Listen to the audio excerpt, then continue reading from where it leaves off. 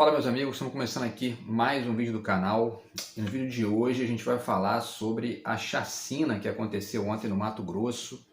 Tá? 2 bolsonaristas metralharam 7 pessoas num bar e a gente vai falar um pouco sobre isso hoje. Tá?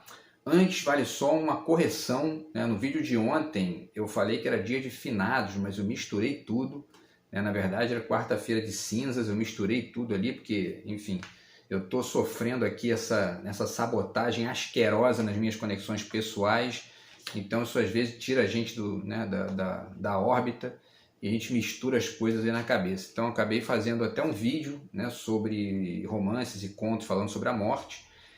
De qualquer maneira são boas dicas, né, são romances e contos bacanas ali, então vale, eu vou deixar o vídeo lá, não vou tirar, mas é apenas essa correção aí que vale, que o feriado não é de finados, né, é da quarta-feira de cinzas, tá? E a gente sabe também uma outra notícia que a Imperatriz Leopoldinense ganhou o carnaval, né? Então parabéns aí ao pessoal da Imperatriz. E depois eu vou dar uma olhada aí mais calma na questão do samba enredo e tudo mais, para a gente poder de repente conversar um pouco sobre isso aí nos próximos vídeos, tá? Então voltando à questão aqui da chacina, né?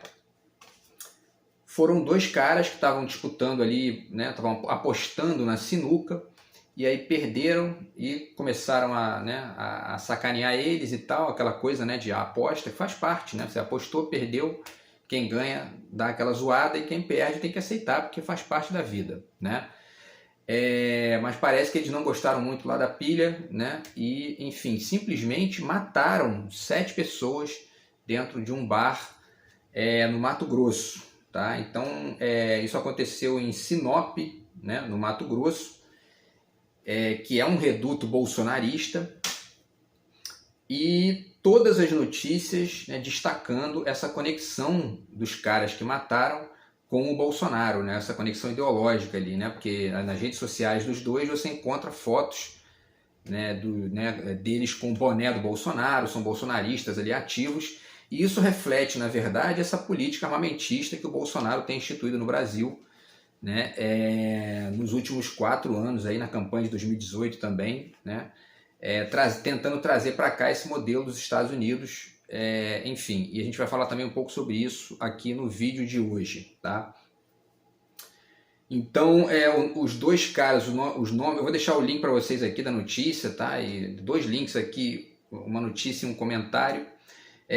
Os nomes deles são Edgar Ricardo de Oliveira, de 30 anos, e Ezequias Souza Ribeiro, de 27 anos. Tá? A chacina aconteceu no bairro Jardim Lisboa, em Sinop, a 500 km da capital do Mato Grosso, Cuiabá. Tá? E os 2 estão foragidos e estão com a prisão decretada já, estão foragidos, não se sabe ainda até esse momento, né? Eu estou gravando esse vídeo agora de noite, né, na quarta-feira agora de noite, e ainda não se sabe o paradeiro dos 2, tá? Mas a prisão deles já está decretada, eles já estão identificados ali, porque tinha uma câmera, foi tudo filmado, né?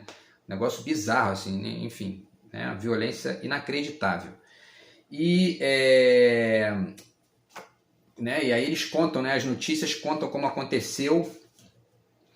Um dos 2 rende os 7 na parede, bota com uma pistola, assim, né? Os 7 colados na parede, e o outro vai no carro e busca uma espingarda calibre 12 e metralha, né, as pessoas ali com uma espingarda. E aí inclusive tinha lá o pai e a filha que foram mortos, a menina tinha 12 anos de idade e os 2 morreram junto com essas, né, dentre essas 7 pessoas aí. Então quer dizer, inacreditável, né, um cara com uma espingarda, enfim, né, E aí, o que mais? Né? E aí, a repercussão. Né? O Flávio Dino publicou, o ministro da Justiça, né? Publicou o seguinte, ó, mais 7 homicídios brutais, mais um resultado trágico da irresponsável política armamentista que levou à proliferação de clubes de tiro supostamente destinados a pessoas de bem, como alega a extrema-direita.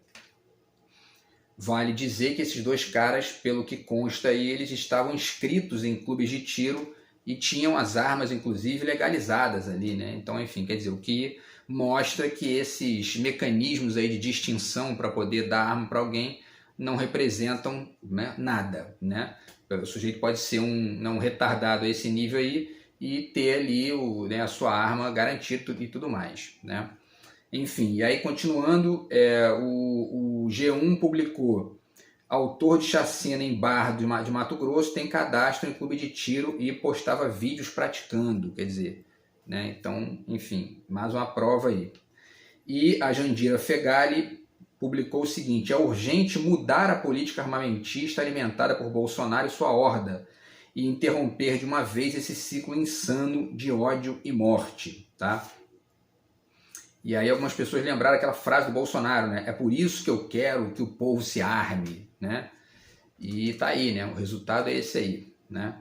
Enfim, pessoal, e aí vale ponderar os dois eram sócios de um clube de tiro, né? Vale dizer isso também. E, enfim, essas são as questões ligadas à notícia. Agora vamos às reflexões, né? Por que a gente pode refletir disso, tá? Em primeiro lugar, né, vale dizer o seguinte: esse apego às armas, ele tem pelo menos dois traços que são muito significativos, que você pode observar que são tendências, né, que a gente tem visto no bolsonarismo, né? Eles são fruto de uma conexão radicalmente complexo de poodle do Bolsonaro com os Estados Unidos, do bolsonarismo com os americanos, né? Parece que tudo que os americanos fazem, né, é referência, e muitos dos gurus dessas pessoas moram lá, né? Olavo de Carvalho morava lá, que morreu, o tal de Constantino mora lá, enfim, várias pessoas, e aí quando tem problema aqui com eles vão para lá, o tal de Alan dos Santos está lá também, né? Quer dizer, é tudo uma conexão ideológica que eles têm com o modo de vida dos Estados Unidos, né? E os Estados Unidos têm essa questão das armas, a gente vai falar um pouquinho disso também, mas vamos ao segundo ponto. O segundo ponto é uma conexão, essa visão, né, armamentista tem uma nítida base neoliberal, porque não é outra coisa senão classe média alta e rico querendo defender a propriedade privada, querendo defender os seus bens dos supostos bandidos, que seriam as pessoas mais pobres. Né, que é essa dicotomia, né, enfim, estúpida criada pelo bolsonarismo e sustentada, e que sustenta, na verdade, esse apego aos armamentos.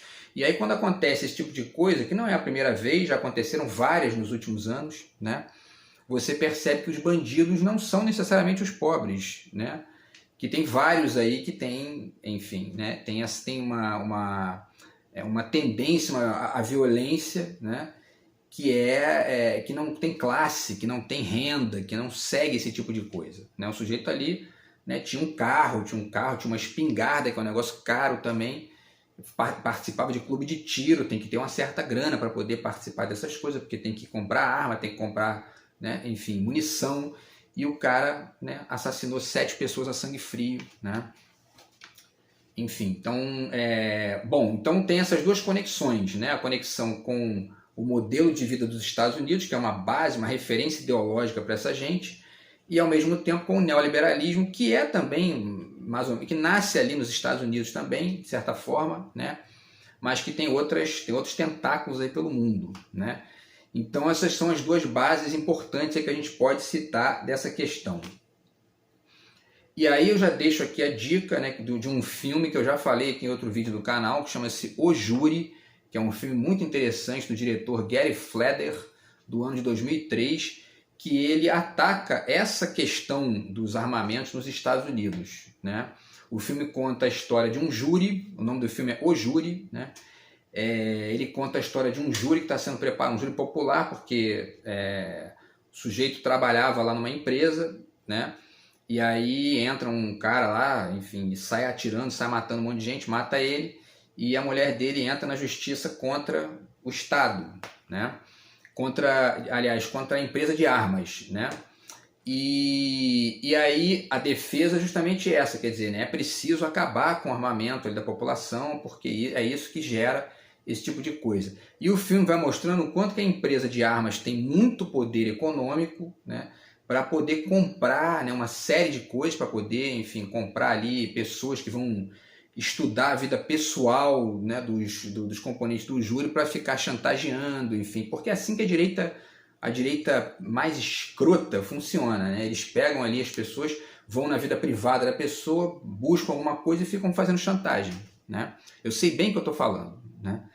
E aí, enfim, e aí o filme mostra isso, quer dizer, esse júri, né, vai sendo ali, as pessoas do júri vão sendo atacadas pelos componentes, que são componentes ali em off, né?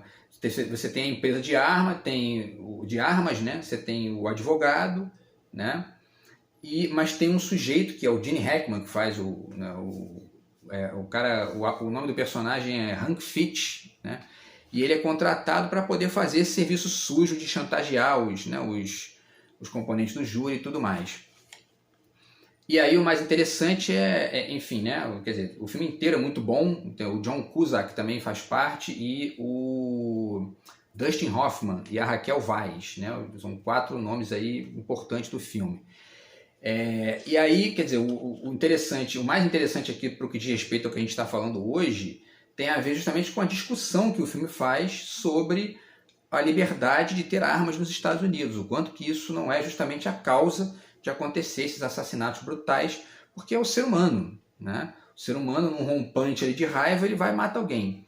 E aí, se você está num rompante de raiva, mas você não tem uma arma na mão, você não mata alguém, né? É muito mais difícil que aconteça isso. Então, enfim, acontece toda essa discussão aí a respeito do armamento nesse filme. Então é um filme bacana que serve de contraponto aí para essa tendência bolsonarista que a gente está vivendo, tá? Uma outra coisa que eu acho bacana de falar também reiterar, na verdade, essa questão do complexo de poodle, né, do Bolsonaro em relação aos Estados Unidos, em relação ao Trump, né? Já deixo aqui para vocês também, né, novamente a dica aqui do Pátria em Chuteiras, né, do Nelson Rodrigues, né, a crônica do Complexo de Vira-Lata, a crônica original não está aqui, tá? Mas aqui tem uma outra crônica chamada A Volta do Complexo de Vira-Lata, que também, né, destaca elementos desse problema, né? E isso é muito evidente no bolsonarismo, mas muito evidente, né? O Bolsonaro bateu continência para a bandeira dos Estados Unidos, ele fala abertamente, ele está nos Estados Unidos, na verdade, né? Enfim, lá e fazendo palestras, falando que sempre admirou os Estados Unidos e tudo mais. E a gente tem que sempre pensar aqui que o modelo de vida dos Estados Unidos, na verdade, é um modelo muito específico deles, né? Que não se encaixa em praticamente nenhum país do mundo, né? Os Estados Unidos, eles têm uma história diferente da nossa, eles têm bomba atômica, né? Eles controlam e manipulam o dólar, então, portanto, eles podem estabelecer uma série de esquemas no mundo que a gente não tem condição de fazer, né? Por que eu estou falando isso? Porque você pega, por exemplo, um país como o Canadá, que também o armamento é liberado, mas você não tem esse tipo de morte lá, é muito raro, né? Por quê? Porque é um país que que estabeleceu um encaminhamento cultural diferente, né? Ao mesmo tempo é um país mais frio, também, né? As coisas acontecem um pouco mais devagar, então, enfim, tudo isso contribui para que haja menos morte, menos confronto entre as pessoas. Um país como os Estados Unidos já é diferente, né? E o Brasil mais ainda, porque, né, a gente aqui tem uma sociedade radicalmente desigual, né? Os Estados Unidos já é desigual, já é bastante desigual, mas a gente aqui ainda é muito mais. Então isso acarreta aí uma série de problemas, né? Isso não resolve a questão de maneira mais ampla, né?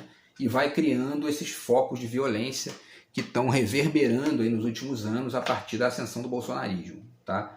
Então é sempre importante a gente retomar o Nelson Rodrigues, porque ele é aqui um contraponto a essa direita conservadora, neoliberal e tosca que a gente viu crescer nos últimos anos aqui no Brasil pela via do Bolsonaro e de outras figuras aí, né? Então esse modelo que, né, tem um dado aqui importante para passar para vocês, que aumentou, quantos por cento eu vou ver aqui, são, segundo o Anuário de Segurança Pública, o número de pessoas com registros de armas de fogo aumentou mais de 470% no governo Bolsonaro, segundo o jornal Brasil 247. Então, quer dizer, 470% a mais de pessoas têm armas no Brasil agora. E a gente está vendo proliferar esse tipo de coisa aí, né? Aí você diz, ó, né? Aí você diz isso para um bolsonarista, ele vai dizer, ah, mas se tirar, os bandidos vão ficar com a arma na mão. Não, olha só, essas pessoas são bandidos. Essas pessoas que mataram, eles são bandidos, entende? Eles são bandidos. Então, eles estavam armados, bandidos armados, né? Eles mataram 7 pessoas.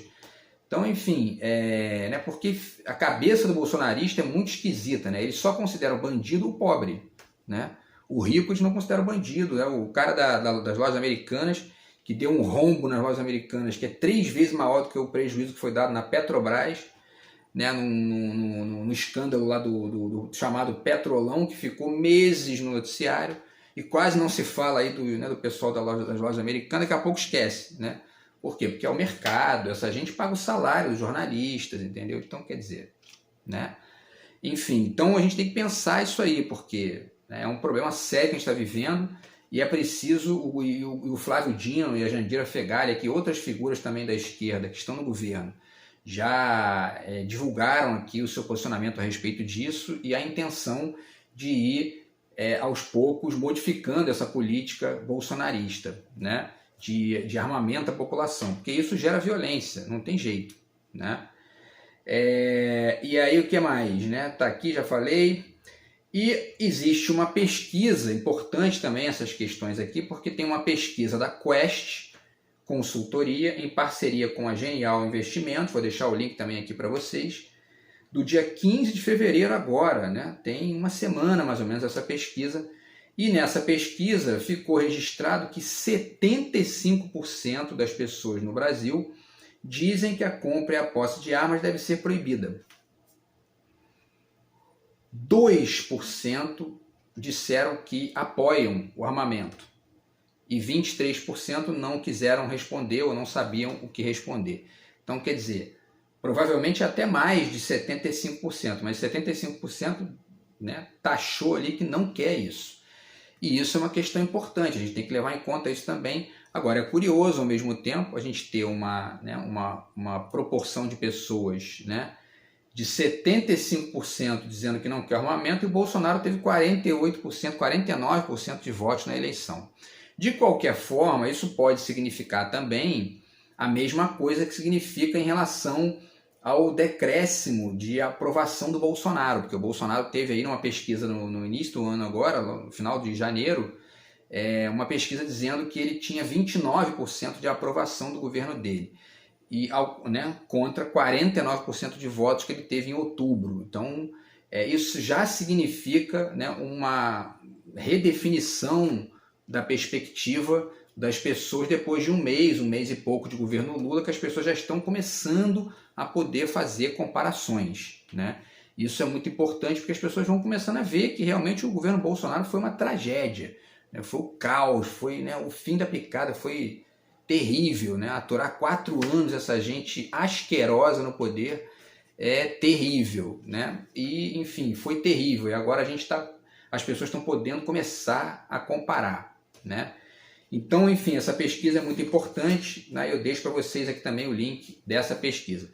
E a última ponderação aqui do vídeo de hoje, eu já deixo de novo aqui trazendo esse livro, né? Que é um livro da Planeta, tá? Publicado no ano de 2003, que é o mesmo ano do Júri, né? Do filme Júri. E olha só, hein? Isso tem 20 anos. E aqui tá, por que nós brasileiros dizemos não à guerra? E esse livro foi feito, tem textos aqui da Ana Maria Machado, tá? Textos, quem mais aqui? Do Frei Beto, né? Do Joel Birman, do Arthur Dapiev, Inácio Cano, que é um estudioso da violência também, né?